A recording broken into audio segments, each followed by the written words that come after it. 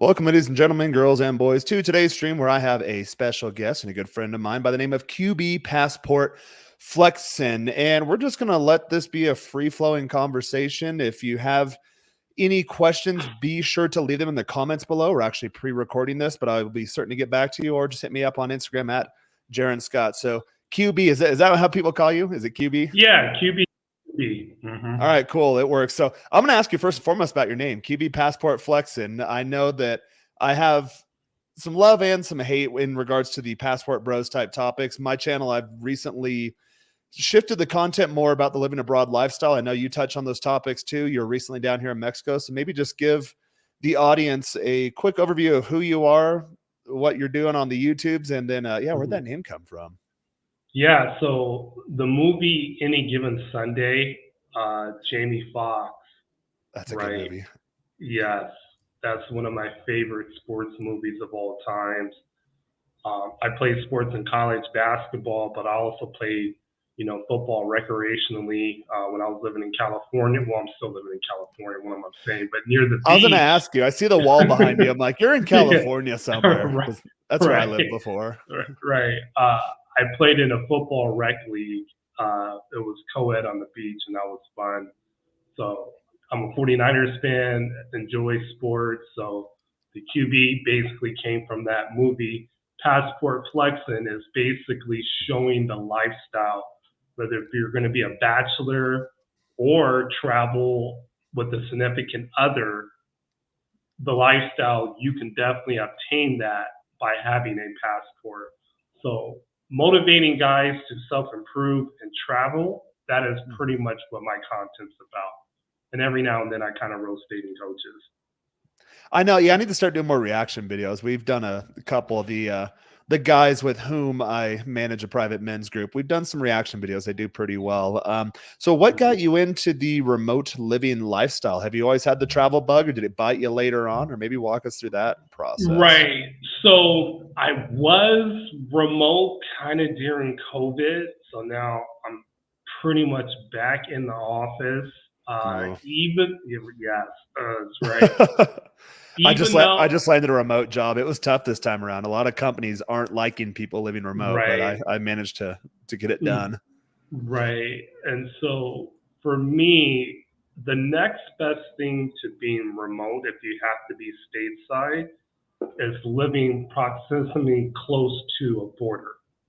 So either somewhere like California or maybe Texas, yep, or international airport where you can fly somewhere within 2 to 3 hours to a destination. That's the next best thing.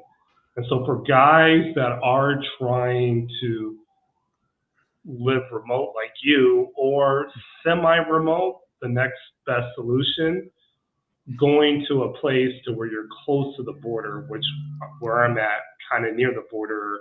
Are you in San Diego? Near Palm Springs. Oh, okay. So yeah, you got a couple hour drive down there. Yeah, a couple hour drive to Tijuana, approximately about an hour and 30 minutes to Mexicali. Mexicali is cool. A lot of people overlook that city. There's some pretty girls in Mexicali. It's hot as all hell. Right, exactly. So with Mexicali being close to that area, I'm still able to fly anywhere in Mexico reasonably. And then also, I'm sure you're aware of this, but Volaris Airlines. Yep. If you have their membership monthly, I can get $100 round trip flights, including carry-on, anywhere in Mexico, flying out of Tijuana or Mexicali. So they recently released an annual pass. I think it was a beta thing. I didn't get on it because I wasn't traveling much at that time. And the routes I fly, Volaris doesn't go to a lot of them. So I do Aeromexico, or I'm going to LA here next week. So Viva Aerobus, that airline's terrible, but it's also very cheap. Right. Hold on. Yeah. Yeah, we lost your lighting there. Yeah. One second. Okay, cool. Let me just get this lighting back on. Hold on. Yeah, we're good. Yeah. So for those of you who are in the situation to where you eventually want to go abroad at some point, I believe there is a progression to do that, much how QB's living. When I lived in California, that travel bug had bit me already. So I did the exact same thing. I was living in San Diego, went to Baja on the Mexico side quite often. Out of Tijuana from San Diego, you can actually go to the Otay Mesa border crossing. It's called the CBX. It's the border crossing. I believe it's $38 round trip. You buy it online when you book your airlines, and it literally takes you from a parking lot on the San Diego side into the Tijuana airport. You clear all your customs migration there, and then you get access to domestic flights within Mexico. So I believe that's what you're saying. You do something similar in Mexicali, is cross to Mexico first, and then the domestic flights, once you're already within Mexico, are dirt cheap. It's usually $100, less than $100 round trip anywhere within Mexico. Yes, exactly. So if you don't have the membership pass, you're going to be spending 3 times the amount, basically. Yep. Booking my LA trip, I think I spent $350 round trip. That's direct from Mexico City to LAX. I was going to do the Tijuana thing. So I was like, all right, I can get that for half the price flying into Tijuana, but then you pay for the CBX, and then I have to Uber to downtown San Diego. Then I either take the train or rent a car and then drive to LA plus gas plus time. So like, you know what? I'll spend the extra $150, $200 just to get straight to LA. And I'm going there for work. So, okay. Awesome. So, yeah, the border crossing thing is definitely a fantastic tip. If you're in Southern California, Arizona, Texas, New Mexico, any of those border states, get to Mexico first and then travel on down. Right. So you're 100% right in that aspect. And a lot of people are not aware, like prime example, minimum wage for fast food workers, just for guys that want to, if they can't live remote, what's the next best solution? Well, hey, you can work at a fast food restaurant, get paid $20 an hour in a border town in California and live across like a king. Yep.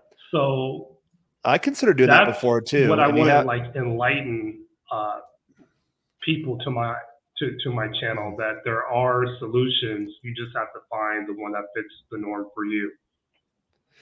Yeah, and as I was mentioning, I think there's a bit of a progression there. And it first depends on what you want. So eventually I got to the point where, the pandemic happened and I lost my job in California. So I thought, well, I'm paying this high cost lifestyle and I'm going to Mexico all the damn time anyways, because everything was closed in California. So I got pretty drastic, sold all my stuff, and then just took off. I went to El Salvador for a year first, and then after doing a project in El Salvador, I thought, well, I don't really want to go back to the US. So I started doing my exploratory trips around Mexico and landed in Mexico City. And again, I had a full-time remote job at that point. A lot of companies are moving away from that remote model, but you can still find them. And guys that have been following my channel for a while, you'll see I've been doing more of those topics lately as far as how to get a remote job, because this job search cycle, it took me a while to do it. But like anything, you figure it out. You figure out all the best practices. You know what jobs to look for, which ones not to look for. You learn along the way. And then now it's to the point where,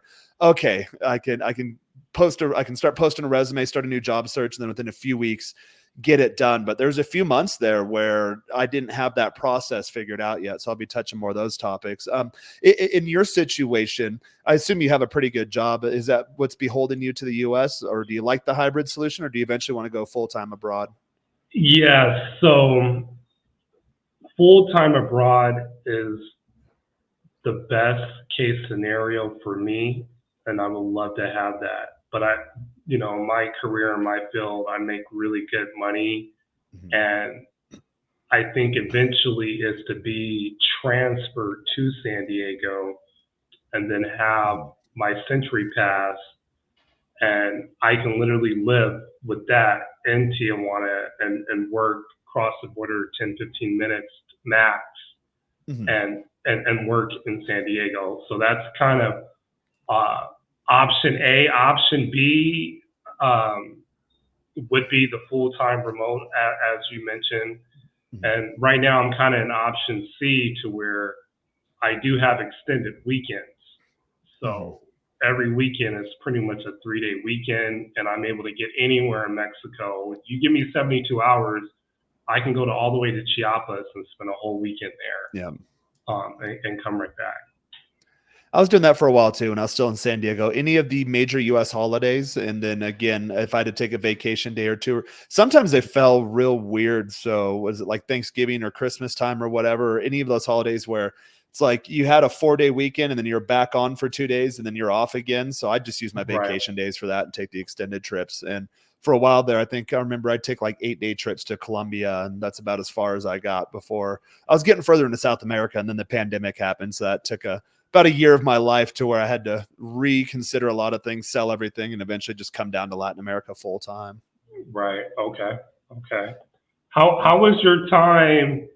Because I talk to a lot of guys in regards to Colombia and Mexico, and I Mm, say the real reason why a lot of men love Colombia is because the accessibility. mhm, Okay, and the accessibility is there's no such thing as rejection in Colombia if you're a gringo. mhm. In Mexico, those rules do not apply. You got to play the game. You got to play the game in Mexico. Mhm. Yeah. Yeah, Mhm. you got to have game down here. You can't. But now I have a unique experience. I studied abroad in Guadalajara almost 20 Mm. years ago.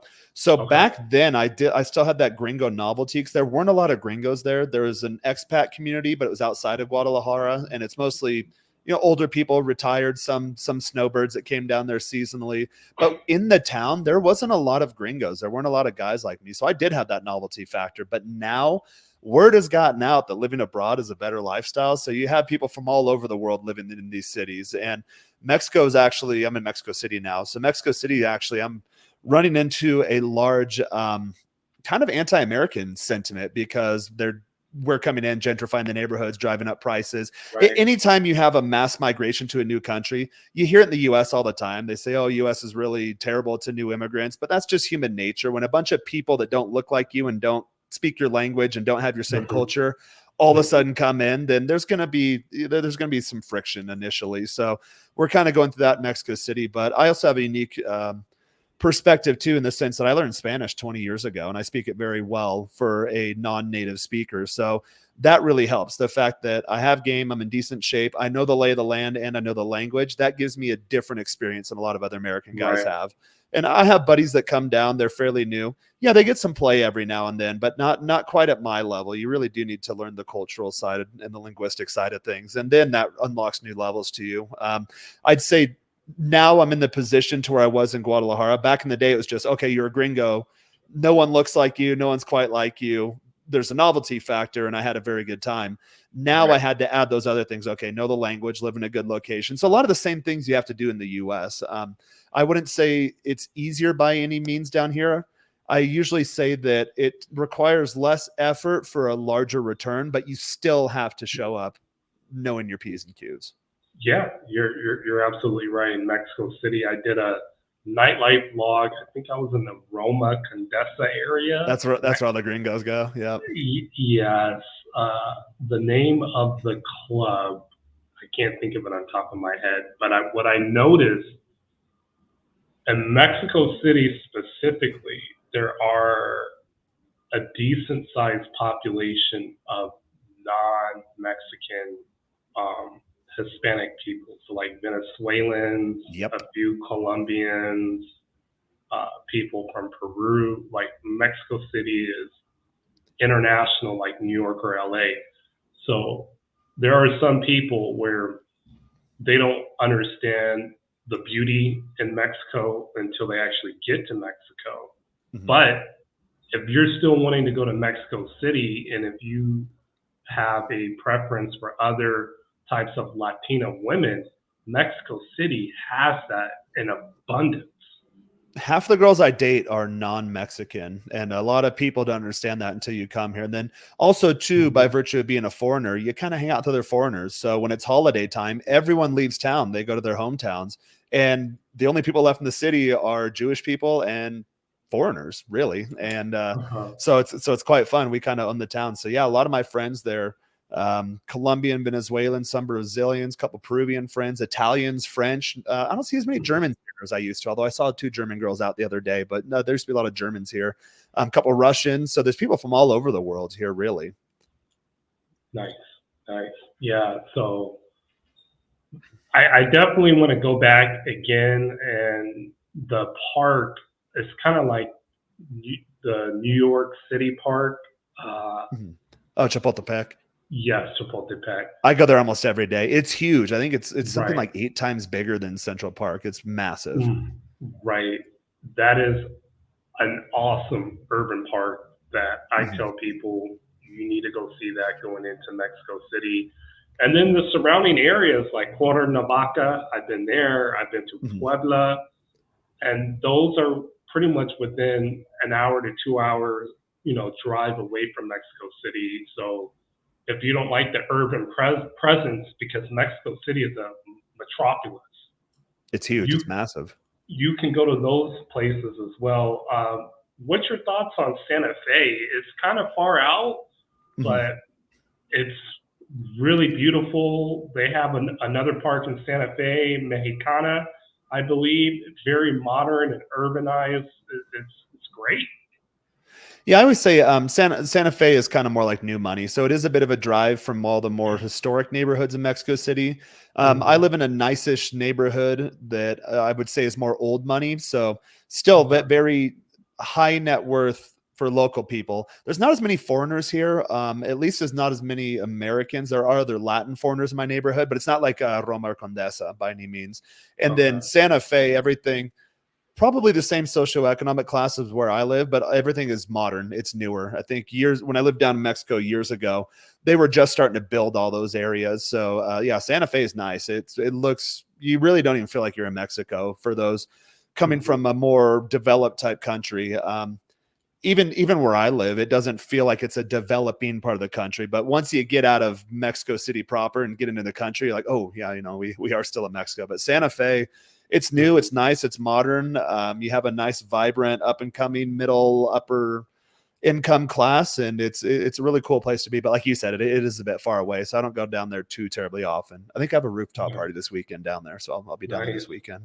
Yeah. So explain the parties. I believe you were at EDC in Mexico. Like I tell guys, there's always events going on in Mexico City 24/7.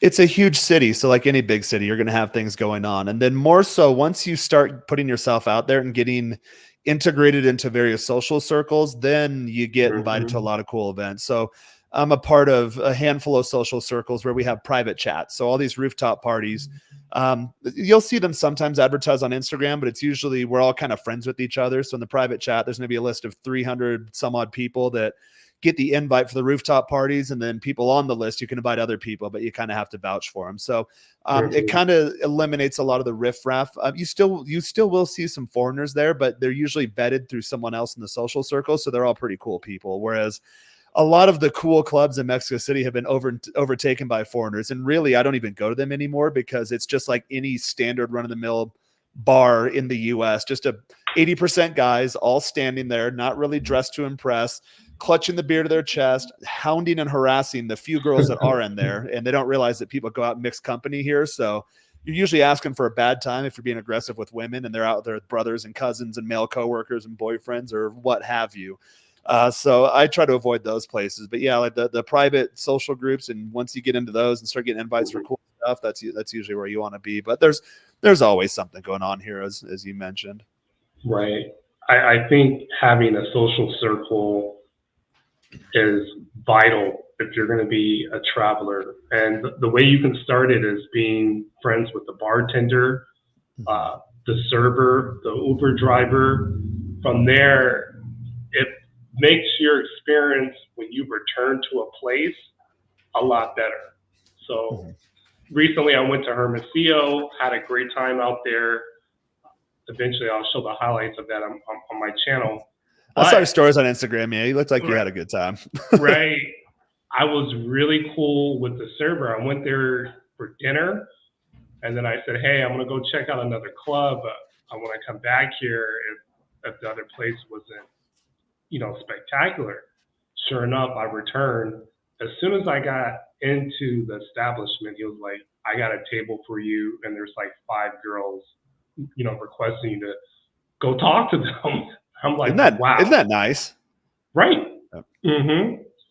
So the girls paid for their beer. I got a bottle of, I think it was Patron tequila. I don't know if you like tequila, but we had a blast. And I'm literally the only guy in that whole entire section enjoying myself.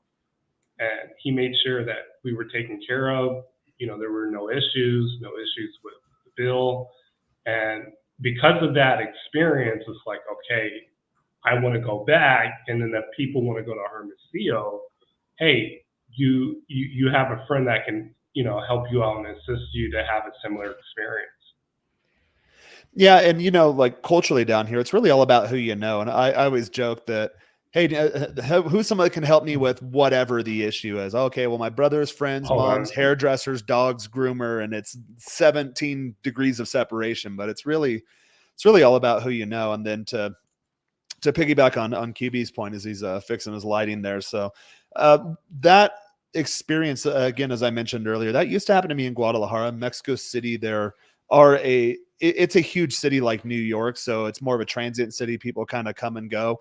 When you get off the beaten path and head to some of their smaller towns, that still happens. When I was living in El Salvador, I've mentioned on this channel before, that kind of stuff happened all the time. There just weren't a lot of foreigners in El Salvador, so I was treated like a celebrity, which is really nice. And I'm assuming Hermosillo is kind of the same. And another Right. thing too is that imagine, so when you're looking at your finances, I imagine what you spent for that bottle service is probably the same as if you went to a dive bar anywhere in California and then just had single drinks and racked up a tab. I know bottle service at even some of the nicer places here, usually I can get out of there like highest end places. Depends on what you're ordering too. If you're getting top shelf liquor, that you're going to run that bill up a little bit, but usually I'll spend like 120 to 150. And then if I go out with some other guys, we split that equal parts. And I always end up spending way less for full on bottle service, VIP type treatment than if I went to just Applebee's in the US and Right. had Yeah. a handful of drinks.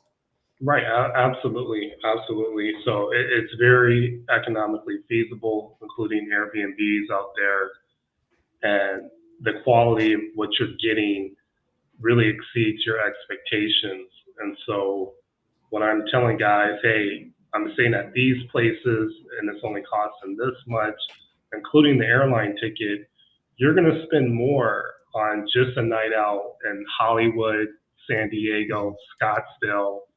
You're going to be saving 4 times the amount. And the women are just as beautiful, and you have an edge because you are a foreigner in these places. But it goes back to what you emphasized earlier. You still got to know Spanish. You still got to get accustomed to the culture, because in Mexico, you just can't show up, regardless of your ethnicity or race.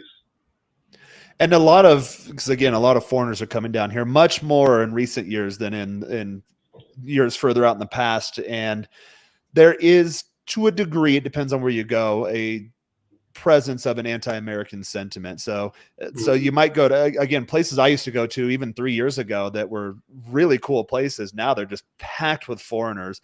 Yeah, there's a handful of girls there. And I have met girls before. I've dated girls where their friends like, oh, let's go to such and such club and we're going to make out with some foreigners. But so you will get girls that are going there for that intent. Even if you have limited Spanish, you can have that experience in terms of just going out. But again, once you learn the language and the culture, it takes you to the next level. And then you can start going to private events and weddings and parties and social gatherings and get-togethers and include yourself in social groups that are mainly consisted of locals. That's where you get access to the higher tier women. So I know recently I had Michael Sartain on my channel, and I think we're in agreement on this point too, to where he says, really the passport bro thing, it's attractive because of geo arbitrage. And I always tell my guys, make money in dollars, euros, whatever, pay in pesos. That's the key.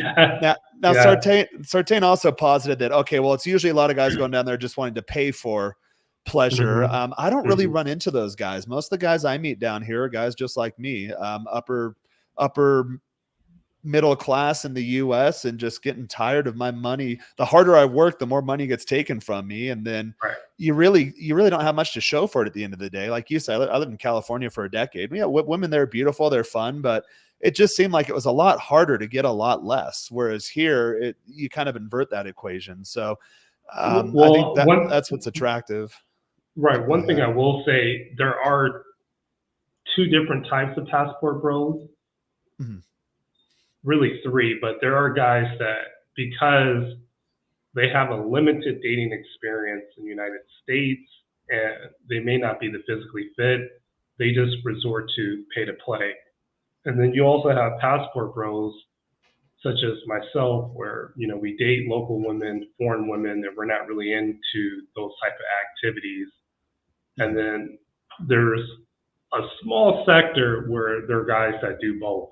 Hey, I'm going to try to meet a girl off of Tinder, Bumble, or at a nightclub, but if I strike out on my luck, then I'm going to, get a lady of the night to fulfill my needs. Mhm. Now, what Sartain wants to point out is that passport bros are lame for traveling to have better success with women, but having a social circle in a place like Vegas and trying to be connected with a bunch of models, I'm a little oppressed by it because a lot of these girls are OnlyFans and they have a bunch of beta simps already chasing after them. So who are you to be that guy to not fit in that realm of myth? So that by traveling, that's not really so much of an issue, uh, guys going forward. And I think it depends too, because I know there's the types of guys that, again, when I was still living in San Diego, I'd take a couple days off, come down in different parts of Mexico, make it down to Colombia. And yeah, okay, so you do have somewhat of the novelty factor. Again, the fact that I speak Spanish, know the culture definitely helps me out. But it's really hard to get a lot of dating options very quickly when you have a limited time there. Like, okay, I'm only in town for 3 days. Yeah, you can go out and do night game. Maybe you'll get a same night lay, but in Mm-hmm. terms of courting girls, let's say it takes you 2-3 dates or weeks or whatever you're going after, that's going to be more difficult if you're limited time wise. So I know that the term passport bro, no one really agrees on the definition. It's just pretty much Right, just guys dating girls abroad, whatever that looks like. Whether right, it's pay to play, whether it's not, whether you live in there, whether you're traveling through, day game, night game, social game, really for me it all kind of works. Like if I'm out and about and I see a girl looking at me at the gym, I'll open her. I have a date tomorrow night with a girl from my gym. Social game, I'm embedded in a couple of social groups, so when I go out there I get a handful of numbers. I usually convert a couple of those girls in the following weeks.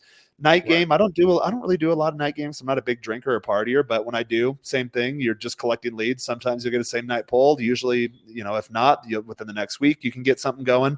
So it really depends. It all kind of works. But I want to make the point that when you actually live there full time, then you have time to start building momentum. So, okay, yeah, I met this girl at the grocery store. We've been texting. She's not really feeling it. Oh, she flaked a bit. Oh, maybe she has a boyfriend. All right, cool. I just hit her with the line that, hey, hope that works out for you. Good luck. But if something changes, let me know. And let's hang out. Let's have fun. And but when I've been down here for 3 years now, so those Mm-hmm. types of things where, oh, hey, I'm seeing someone that's kind of serious. I don't want to be doing anything casual anymore. All right, cool. Yeah. Best of luck. Let me know if that changes. Had a girl a couple of days ago reach out. Hey, yeah, I was trying to see this guy. It didn't quite work. All right, cool. Right back in the rotation. Now, when you live someplace for an extended amount of time, these are just isolated incidences. So these happen all the time. Then you start getting momentum. I believe in like the tech space, they call it the flywheel. Once you get that flywheel rolling, then it's just boom, boom, boom, option after option. Whereas this summer I did some travel to Europe and I found that I spent too little time in each city. So like there's different little cultural type things that my Mm-hmm. model that works in Mexico might not quite work in Italy so much. Once I started figuring out, okay, I need to reconfigure these little things here. Well, it's time to go on to the next city. So that made it real difficult because what you're doing, let's say you are really successful with game back home, what you're doing back home, well, there might be some subtle nuances that you haven't taken into consideration logistically, culturally. I was in Florence, Italy, and one of the bartenders was ready for the poll, and then she's like, "Okay, well, hey, I'll hit you up when I'm off." I'm like, "All right, cool. Hey, I'll get you a taxi or an Uber or a Lyft or whatever." At that time, there were no Ubers, there were no Lyfts. I guess they weren't in Florence, and I tried to call multiple radio taxis. Nope, no one is in service. Or my brother lived. I was staying with my brother. He lived outside of Okay. town. Yeah. Didn't even realize that everything was good. She was ready to roll, just couldn't get transportation. So that fell through. I'm like, now I'll know next time I'm back in Florence, have Right. that transportation lined up. So little things like that. It's really tough to make those tweaks when, okay, I'm only in town for 3 days. But when you live there for 3 years, you're embedded in the place and it just Mm-hmm. makes things a lot easier. Right. Absolutely. So I would say you definitely have to be embedded in the place, or the next best thing is go to that place often. Yes. So when I met the girl that I'm dating now, I met her in Guadalajara, Oh, I used to live there. I love Guadalajara right? And for so obvious reasons. yes, Yeah. yes. And so since I was able to, go back to Guadalajara and see her often, that's when we, decided to, have a relationship. And now it's, what's the next step? The next step is to see her as much as I can in travel convenience. And so with the Hmm. Polaris Pass, I can pretty much go to. She's now in Cancun with her parents. Hmm. Um, I can go there, or she can come to Mexicali or Tijuana pretty much any weekend that I choose to. Hmm. So if you're not there full time, being digital, it can still work to your advantage, but you have to have something in place um, that you can get there frequently. Yeah, and I think that's a good point to make. And even if you're not near a border, let's say that you live near a major hub with direct flights Mhm. often to wherever you want to go, not even just Mexico, but anywhere in Latin America, anywhere in the world for that matter.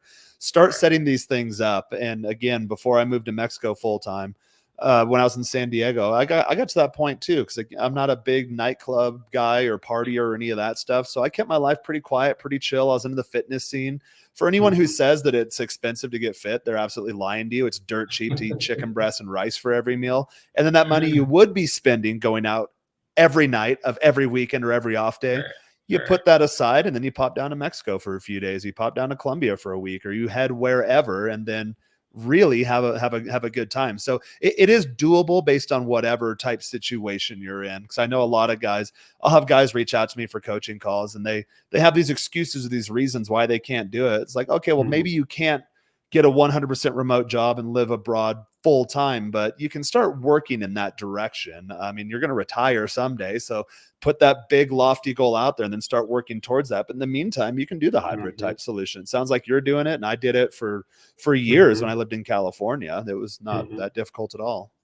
Let me ask you, your gym membership, do you have a Smart Fit? Smart Fit plan back or plan black baby. God, I can't say Yes. that. Yes. Yeah, and then they do them in other Latin countries too. And I go to El Salvador, or Panama, or Colombia. The Right. Plan Black transfers. Right. I'm a little red. Popped in the collagen bed today. I had to have massage Mhm. chairs, and it's not that expensive. It's like $26 a month or whatever the hell it ends up being. Right. And so I have the same plan, and I'm able to work out anywhere in Latin America, Peru, Yep. Ecuador, which is a few places I've been Just take your outside of fingerprint. Boop. Yep. And you're right in. you're right in. And so they're very convenient. Let me ask you this, when it comes to eating like organic food, I think that's probably like my biggest knock on Mexico right now is Mhm. the availability of organic food. Like you have to pretty much go to a farmer's market if you're in a place like That's what I do. Mexico City, Yep. Guadalajara.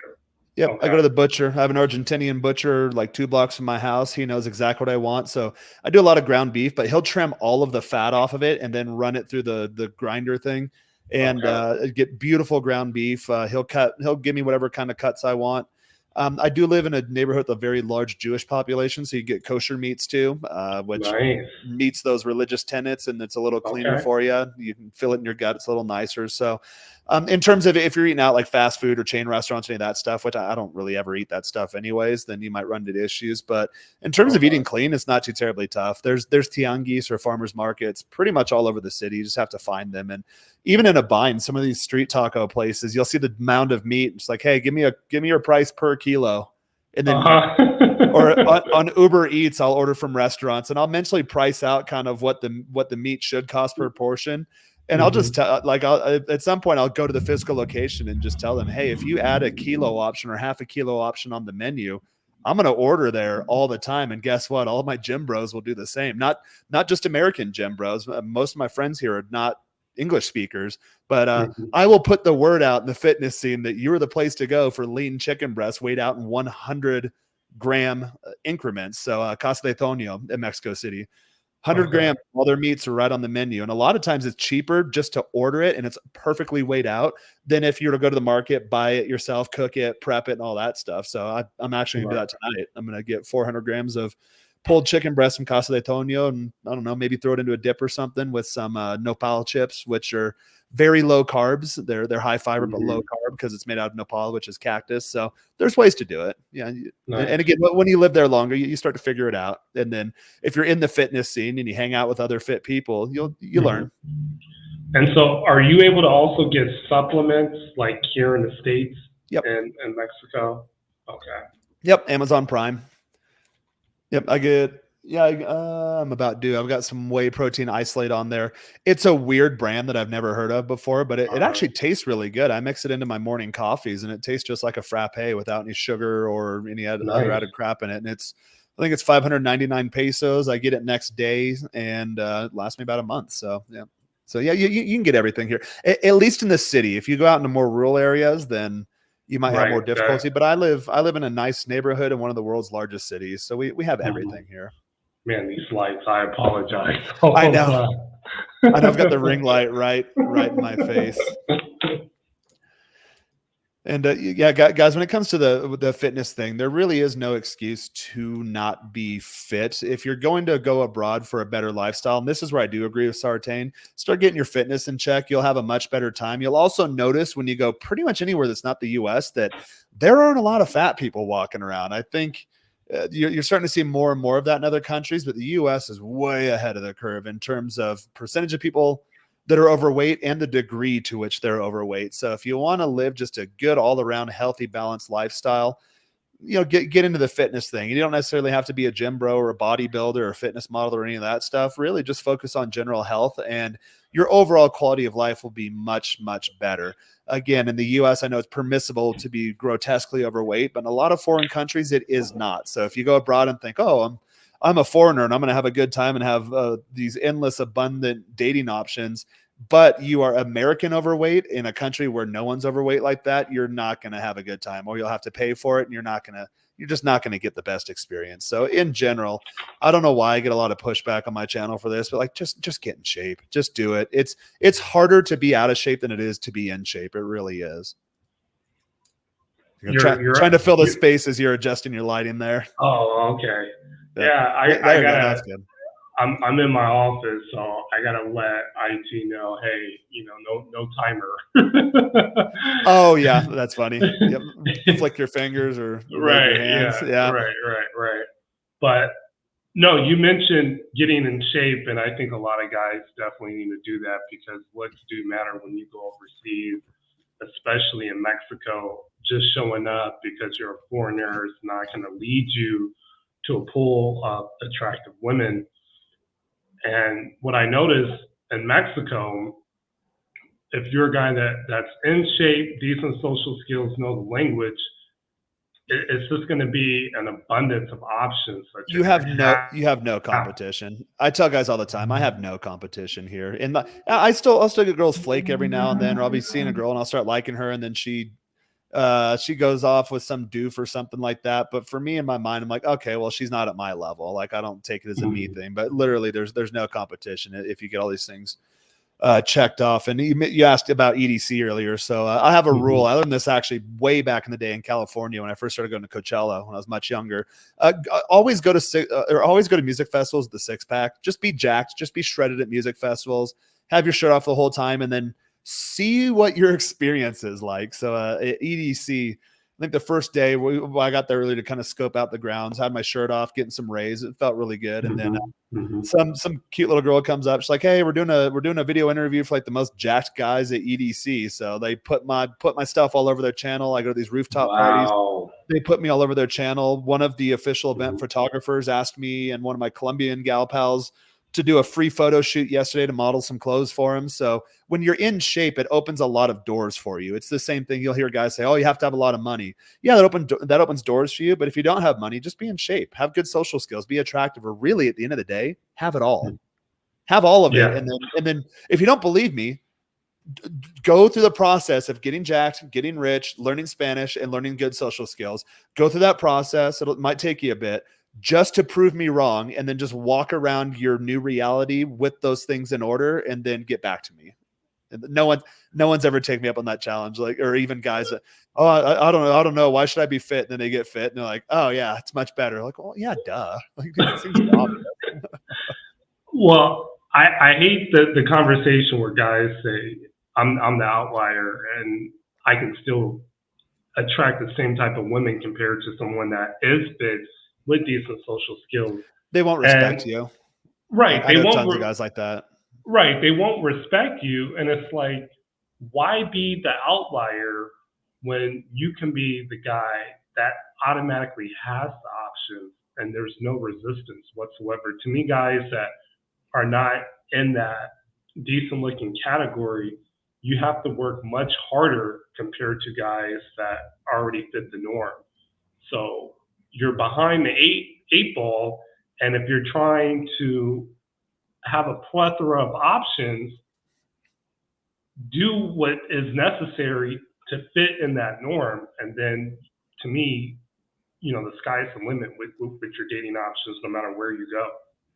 And it's not that hard. You don't have to be perfect. So I think a lot of people will hear this and think, oh, well, I don't have, you hear all the excuses. I don't have money to eat healthy. It's actually a lot cheaper to eat healthy than it is to eat unhealthy. Oh, I don't have time for the gym. Well, you do. It's just not important to you. And then I've gotten to the point where I realize less is more in the gym. I go to the gym three days a week now, 20 to 40 minutes on the weight. And then I just walk around everywhere and have an active lifestyle. And I'm in much better shape than when I was spending hours in the gym in my early 20s. Like a lot of guys that are new to the gym. Oh, 3 hours in the gym every day of the week. No rest days. Rest is for the week. I'm like, nope. Just eat a clean diet. Hit every body part. At least once a week, and then just have an active lifestyle, and you'll be fit. It's really not that tough. And again, I always think if I wanted to be overweight and I reverse engineered that process, it would take a lot more time, effort, and commitment to really let myself go than just doing what I'm doing now. And again, the main point is you don't have to be perfect. Just look around. There's not a lot of competition. The bar's so low that just be a little bit better than the rest. And once you do that, you realize that, oh, it's actually not that difficult. So like, why didn't I do this sooner? Right. Better results, least resistance when it comes to attracting women. And what's your take on like cold approaching? Because being a guy, if you're in shape, you don't really need to cold approach women. Women come to you or give you those indirect signals. You get very strong IOIs. So I don't ever do dedicated cold approach sessions. If I'm out and about, you'll see them. They're staring you up and down, or they come into your proximity at the gym. This happens all the damn time. And then, so like, it's not really cold approach. Cold is like, it's like cold calling, where the other person doesn't know you're calling them. They're not expecting it. When I get the IOIs the way I do, or like you said, at EDC, they just come up to you. But a lot of people don't believe me, but I went out with some American buddies. Girls just come up to you and be like, "Hey, can I have a picture with you?" It's like, yeah. only if you tag me on Instagram. And then there were a couple of girls after the fact. I'm like, oh, this chick's an influencer. Like, oh wow, this girl's really cute. Like, holy hell! Right. But they will literally come up and just ask to take a picture with you. It's like, yeah, as long as you tag me. And then then now she's not only in front of your audience giving you social proof, you're in front of her audience. And if it's a young girl who's like has a huge TikTok following or something, and hey, here's this guy, her friends will start hitting you up too. So it makes it a lot easier.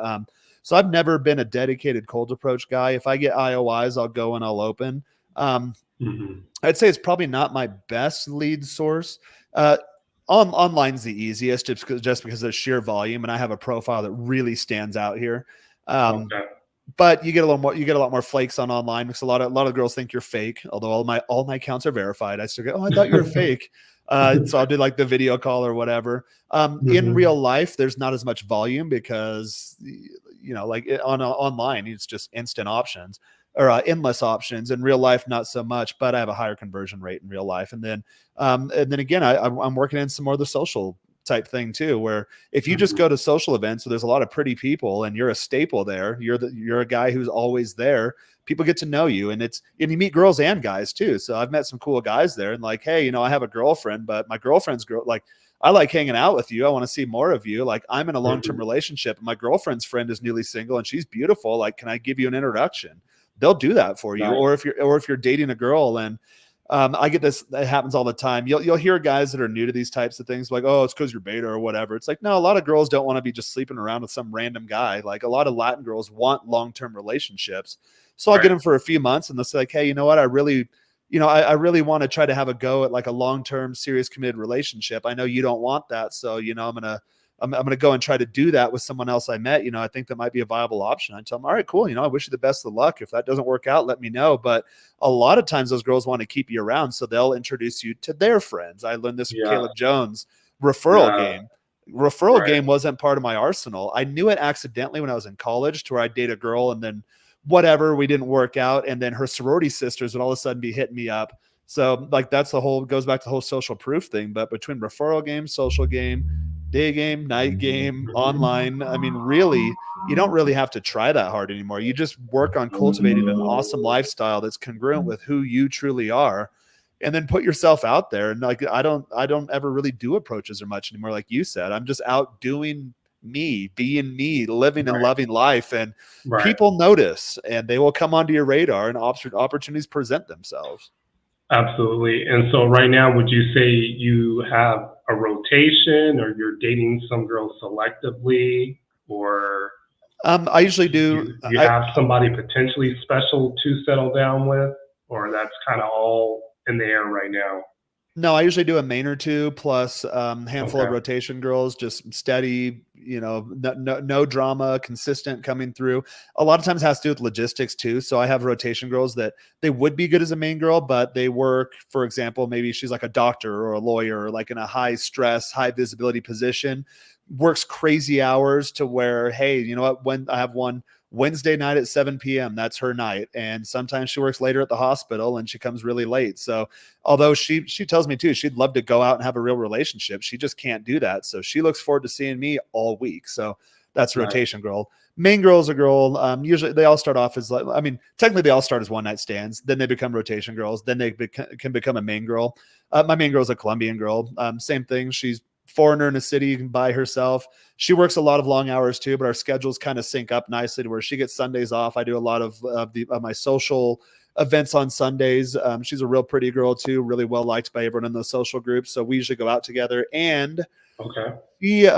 she likes the fact that other girls like me and I like other girls. She gets excited by that. Makes it Ooh. very nice. That's actually a requirement of mine now for a main girl. It has been for a few years that this one does get jealous every now and then, but it's not like it doesn't like wreck the relationship. It's more like, she'll give me the cold shoulder for a couple minutes and then she gets over it and then she gets excited about it. So Mhm. that's been a requirement of mine for the main girls too. And again, I'm in a big city. So if you're in any type of big city, a lot of girls are flexible in that regard. And once you do get to the point where you're SMB, or I always say perceived SMB, because I get guys in the comments like, oh, well, you're not that attractive. Like, I've never said I'm attractive, but based on the results I get, the market is Right. determining I am. Like, that's not me making that declaration. Right.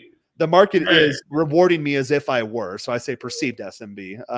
Then you get a lot more doors open for you, and a lot of the rules don't really apply to you anymore. And I've been at that point for a few years. You'll watch these dating coach videos, and they'll talk about these rules. I'm like, yeah, those rules don't exist for me. Like I can do whatever I want. Right. Well, the Yeah. guys in the comments section, I don't know if you heard of this term, but I call them, they're known as doomers. So basically, Mm-mm. guys that it's a black pill term, because I kind of more side with the black pill compared to the red pill. That Mhm. looks do matter, looks money status, and They if open the you door. fit You still have to have game. Like I used to be right. obese. I still got Mhm. girls when I was overweight, but they weren't Mhm. like they're nowhere near it's nowhere near the results I get now. Let's just say Right. that. But your confidence And improves too. People treat you right. better when you're attractive, and that's a feedback loop. Right. And, the definitions of game can vary, but I would say you do need decent social skills. Yes. So that's, some people will say, well, that's the definition of With game, and with that's girls fine. and guys, a lot of people it's all about the girls, the girls, girls. If you're only out cold approaching girls, and especially in these Hmm. Latin cultures where they usually go out in mixed company, people are going to think you're a weirdo. Like you have to be able to talk Yeah. to guys too. Right. Right. Just in general, And just be a likable person.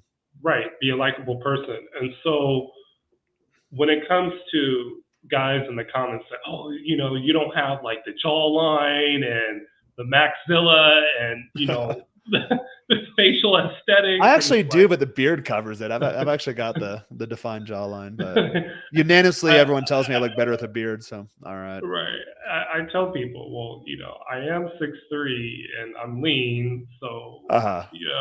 that attracts a lot of women, and I'm still being perceived as a basketball player no matter where I go in I was Mexico gonna or say you Latin kind of look like Pedro Martinez too. I wonder if that helps you America. in Latin America. They're like, oh, are you a Hall of Fame pitcher? Right, right. uh, So, you throw in a little bit of Spanish. I'm probably not as fluent as you, but it just opens a lot of doors. And but plus, when I just make do the go out, effort. People appreciate the right, effort. You don't have to. You don't. And again, the fitness thing. You don't have to be perfect. Just make the effort, and the effort mhm, alone will get you a long way. right. And like the vaquero culture is huge in Mexico. So when I wear the Oh, in the north, cowboy yeah, hat, yeah, it's, whoa, who is this guy? yep. Tall black guy with a cowboy hat? Like, what's going on here? I've never seen this. Like, Do they think you're like a Brazilian rodeo hand or a Brazilian cowboy? Because I think all the best ones are um, Brazilian now. they know that I'm a foreigner, but the IOIs are just on point, like just Mhm. staring, They're breaking the insane. neck. They're insane, Hmm. aren't they? Yeah, they'll turn their whole bodies as you're walking down the street. They'll be walking with the man in hand. He's in his phone, Hmm. oblivious, and she turns her Right. whole body. And I always get a kick out of that. Yeah. And so I tell guys, and I'm going to talk about fit, fashion a little bit more on my channel as well, that if you have a certain defined look, it's going to help you in your dating life. Mhm. That you feel comfortable with. Like, don't be the guy that is overweight, but you want to wear fitted clothes. Like, it's, it's No, just not gonna, it's not going to work. I always say that the best fashion tip is just have a nice body, and then wear fitted Mhm. clothes. If you have a nice canvas, then anything you put on it's going to look good. Like I do these Right. V-necks most of the time on days where I'm not going out. When I do go out, I do a lot of the linens, and I have nice shirts, and I have fitted jeans, and I'm starting to Hmm. dress more like a Latin. So like I never wore white pants in the U.S. I've got multicolored Uh, pants and multicolored shirts, right. and Right. then it's funny. I'll go somewhere like Texas and then dress how I dress when I go out here, and people are like, are you gay? I'm like, no, I live in Latin America. Like, Right. Right. you know. So all that helps to have options no matter where you go, Mexico City, Colombia, Brazil, and travel. Um, but I always tell guys that in Mexico, you got to put in your best effort if you want to get Mhm. results. Period. Yeah, because there's plenty of foreigners down here already. So long gone are the days where you can just get by virtue of being a foreigner. That doesn't really work anymore. And a lot of them have been to the US. A lot of them have family in the US. So they understand the cat's out of the bag. There's no mystique or mystery behind the whole gringo type thing. So you got to come down and Mm-hmm. again you get the IOIs, but IOIs only get you so far. You have to know what to do from that point forward. So learn the social skills, learn the culture, learn the language, have something going on. And again, for me, I noticed like a lot of my game was just getting out of my own way. Like just this was always Mm-hmm. terrible advice when I was a kid. My mom would tell me, just be yourself. I'm like, I'm being myself and no one likes me. Okay, well, I was a weirdo at that time. Now I'm myself all the time and people really like me. So it really Mm-hmm. depends. Like if you're not a very good version of yourself, yeah, don't be yourself. But if you have everything else together, yeah, just be yourself. Just put yourself out there. I've noticed girls can feel your emotions too. The more comfortable I am in my own skin and around them, then things just move in your favor. I can't really describe it. It's just a really cool way to live life. Right.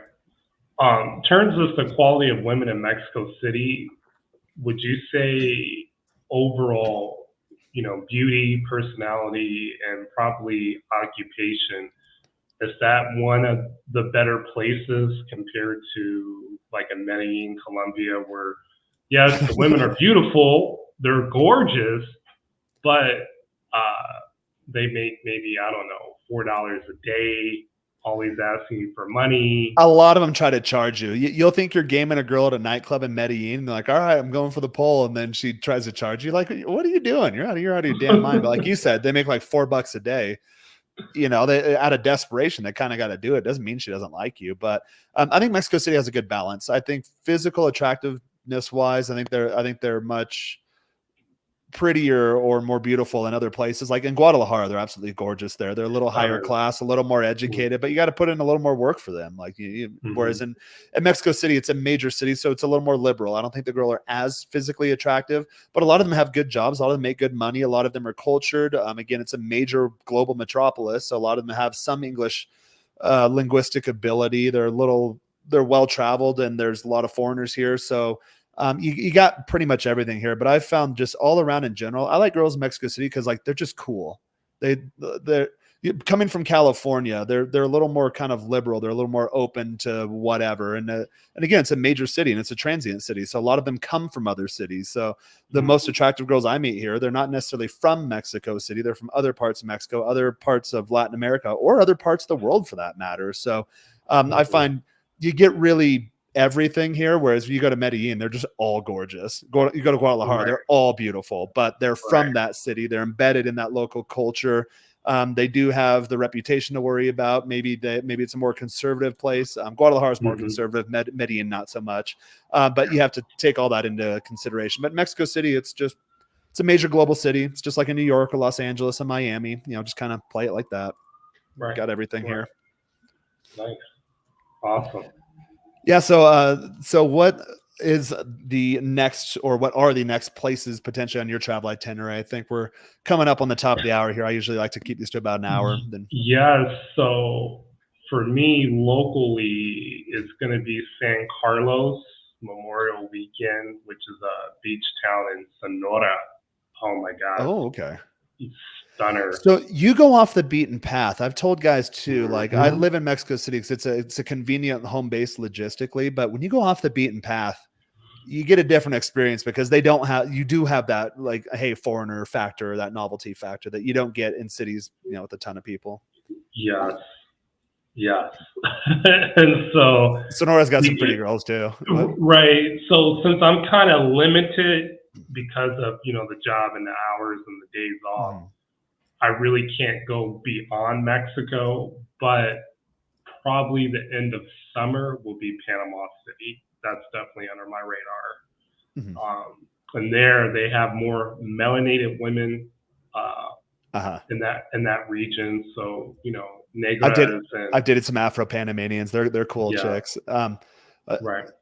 I mean, in terms of the topic, I know like a lot of black guys in the U.S. complain about U.S. black girls, and I get Mm-hmm. stuff all the time too. Like, well, you don't date black girls? Do you not like them? I was like, no, I've had a couple Afro Colombians this year. They're Mm-hmm. gorgeous. So I think there's a lot of pretty black girls in the U.S.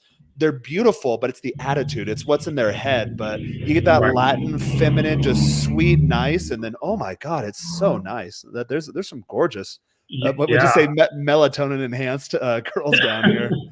Yeah, and I don't have an Or not issue with melatonin, melanin. Yeah. with black women here in the states or anywhere else. As you kind of insinuated, it's the attitude, it's the entitlement, where I've met a some lot of conservative ones on the South that were really sweet too. mhm, So yeah, it's about what's up here. right, and so the reason why a lot of black men side with passport bros is because hey, we love the beauty of black women, so we like places like Brazil, Colombia, and Dominican Republic. For me, since I grew up in Southern California, like I've been around nothing but Hispanic girls, Yeah. melanated and fair skinned. So that's just kind of like my norm and what I'm used to. Not Hmm. saying that I would not date a Afro chick. I met a very beautiful one in Barranquilla. She was a little tall, Hmm. but the main girl that I'm dating in Mexico, she's kind of tall as well, fit body, and so there's certain characteristics that have to be met for me to really settle down with a girl. Yeah. And a lot of black women, even some white women, they don't really fit that norm, in the States, unfortunately. I've gone out with a couple of white American girls lately here, and again, beautiful. They're physically attractive, but it's the attitude. It's just the vibe is off. It's just Mhm. different. Whereas like these feminine Latin women, they're just so damn sweet. It's really hard to not like them. Right. Exactly. And so depending on what you want to settle down with. I mean, in the States, I tell people, like, you have to deal with either a woman that's really feminist, in debt, has kids, or is extremely promiscuous, or the combination of the four that I just mentioned. So pick your poison. Mm. When you're going overseas, I like to use the analogy of Whole Foods. You're getting something more organic off the shelf, That's a good analogy. raised by two parents, fresh, just put on the actual shelf. So, you know, the lifespan is not going to expire in one day. Mm-hmm. And that's something that you can grow with over time. I've noticed culturally they're better at building relationships too. Just they have strong family connections, very vast and strong social circles. So that for me was something I had to learn in terms of the acculturation process, was how to have good relationships with people, like honest to God, like deep, Right. good relationships. And I think, and again, that's men and women down here, just friendships in general. They're just better at having interpersonal relationships, which definitely segues in a positive way to the dating thing. They're just, like you said, off the shelf, organically good at building Right. connections with other human beings. Exactly. And so when you date younger and you date overseas, you can mold that girl into a potential lifelong partner. And they're raised to respect men, and have that submissive attitude. And that's what guys really want. It's like, hey, we can get a girl that has a nice body, that's fun to be around, but do you have these certain traits for a long-term partner that foreign women do have? And that's what I question with women specifically in the States. And the guys too, guys, if you live in the States, Canada, wherever, and you're looking to come to a place like Latin America, you need to learn how to be comfortable in your masculinity too. So I know when I was new down here, when I was studying abroad in college, same thing, had all the IOIs. I played ball down here. I was real popular. So like, you know, I had pretty much whatever I wanted in terms of dating access. But I would get into longer term relationships at that time, and girls would say things like, hey, I need you to take the lead. I need you to take charge. And I didn't know what that meant coming from the US culture. So you literally see it on the dating profiles. The girls would be like, hey, you know, I prefer a foreign guy, no 50-50 BS. Like that just doesn't compute for them. It doesn't work. So if you're going to be sensitive, Right. and you're going to be nice, you're going to be touchy feely, they're already in their feminine. Like they just, their energy cannot accept a man in his feminine. So if you're coming to Latin America, you have to lean into that. And for me, it was weird at first, like just telling her what to do. I don't ever ask my girls what to do. And if you do, you will literally see them lose attraction for you. And they're nice, that they want to like you. They will tell you, hey, I'm losing attraction for you. You need to act more like a man. Thank God I have it down now. But a lot of foreign friends that are not used to these cultures will come down and watch me. It's like, oh, you're being bossy. You're doing, it's like, no, like that. This is what she wants. And this is how a relationship with a girl in this culture works. Now, if you don't understand that, if you're offended, if you're getting triggered or sensitized, then you're itching to leave a comment, just don't come down here. You're not going to have a good time. Like, save the money and the heartache. You'll probably get scammed by the men too, because weakness is, people can smell it when you go to other cultures, and you will be a mark. So just don't come down here if you disagree with that last statement I made. You're not ready for it. Right. And also, you know, something that you allude to, you know, the masculinity plays a big role in dating foreign women, taking the lead. And it's like, if you're not doing those things, then you're just going to be a sugar daddy down here. Unfortunately, those are the guys that have to pay for it. Yeah. I'll get guys like, oh, when I used to go on a large content creators channel, guys like, oh, Jaron must pay for it. I'm like, I've never had to. That doesn't even come up, because they can feel my vibe. But for guys, and it's sad, because guys, those types of comments, that means those are the guys that have to pay for it. Or you can't imagine a world to where a guy wouldn't have to pay for it. But anywhere I go in the world, I don't have to pay for shit. In fact, a lot of times it's the other way around. I got to the point where a lot of the wealthy girls here, because I live in a wealthy neighborhood, a lot of them are really into me. So like, I've got sugar mamas. That part's really fun once you get to that. And same thing, they're they're young and they're nice and they're cute or they're whatever, but they come from like very, there is a lot Right. of socioeconomic inequality in most countries outside of the US. So very, Mhm. very small upper class that owns pretty much everything. So I live in one of those neighborhoods, but I'll run into those girls, daddy's little girl or whatever. And they'll literally tell me, hey, you remind me of my dad. And once I hear that, I'm like, good, I'm in. And then like money's Right. not a thing to these girls. They come from way more money than we can imagine as Americans. They're in Yeah. a country where there's huge wealth inequality and they're at the upper end of that tier. So money's not a thing to them. It's nice when those girls start liking you. Right. And so that's another thing that a lot of content creators or people don't know about Mexico. If you meet a very There's a lot of attractive wealth girl, here. a lot of wealth, and they have passports, visas, they've been to all the places you've been to and more, know about American culture more than you. And so, again, like how you mentioned, it's your masculinity, your masculine traits, excuse me, that's going to play a vital role because they have access to money. So American money doesn't mean anything to them. Mm-hmm. And once you are in that circle and attract those type of pool of women, your dating life is going to be on a whole nother level compared to other men. Yep. And I think that's a good place to segue. So like guys, if you plan on coming down here anytime soon, let me know. Hit me up on Instagram at Jaron Scott. I get a lot of guys that are like, no way. And then they hit me up. Hey, I'm in Mexico City. I'm like, all right, I'm gonna take one of these rooftop parties and you're going to see with your own very two eyes exactly what I am talking about because I live it every day.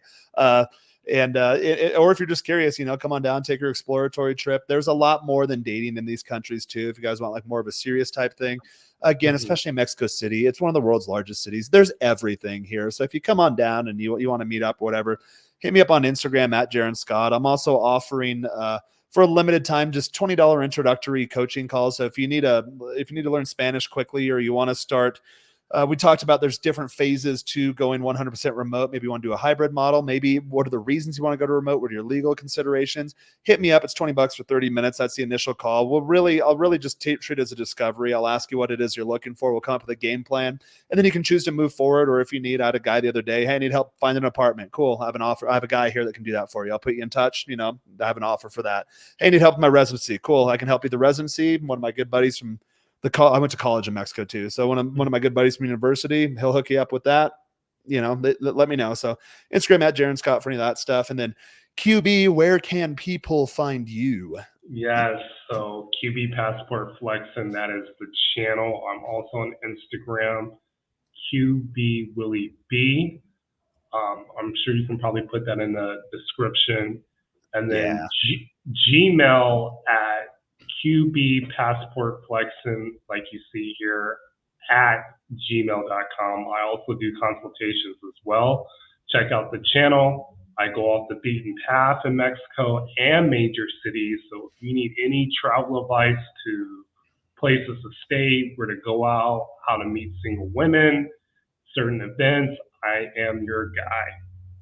All right, perfect. And then guys, so you'll notice on my channel, we've been doing these at a different date and time. I'm going to be doing these weekly as a lead-in to the group that I manage, and that is the Men of Now. So that's myself and a handful of other content creators. We put our creative minds together and decided, you know what, rather than trying to manage all of our own groups, we'll just bring it all together. So get into this group. It's Men of Now. It's a group for like-minded men looking to level up in all areas of love and life by building lives worth living and loving. Hit that link down below that you see scrolling in the banner. It's also in the description, menofnow.us.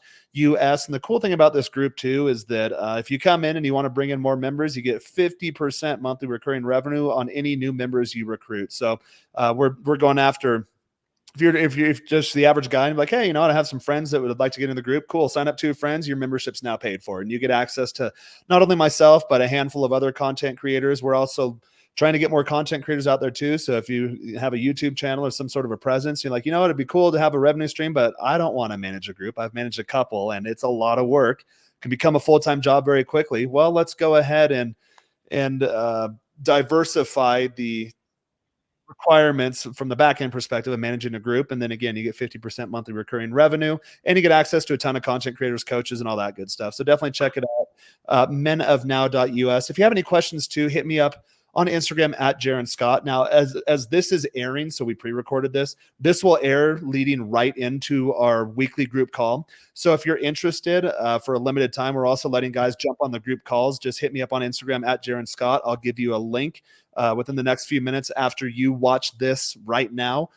Hit me up. Stop what you're doing, hit me up, and then I'll get you on our live call. And then you'll see what really the group's all about. So there's no pressure. We want to start showing more kind of what we're all about, what we got going on. And you know what? Most guys that sign up, in fact, all guys that sign up, they stay. They're there for the long run. So it's a newer group. We're coming right out the gate, but we're poised to grow very quickly. I think there's a good structure. There's a good group of guys in there. So definitely check that out. Instagram at Jaron Scott or menofnow.us. I think that's it. QB, you good? I am good. Appreciate you. All right, cool. Yeah. Awesome show. Like, subscribe, share, some love, and leave comments down below. Be sure to check out QB's YouTube channel, socials, all that good stuff. And I think we will be collaborating more in the future. It was a fantastic conversation. Sounds like we live very similar lifestyles, so I'd definitely like to keep the conversation going. That being said, guys, I want to thank you all for stopping by. Until next time, I shall bid you all a farewell.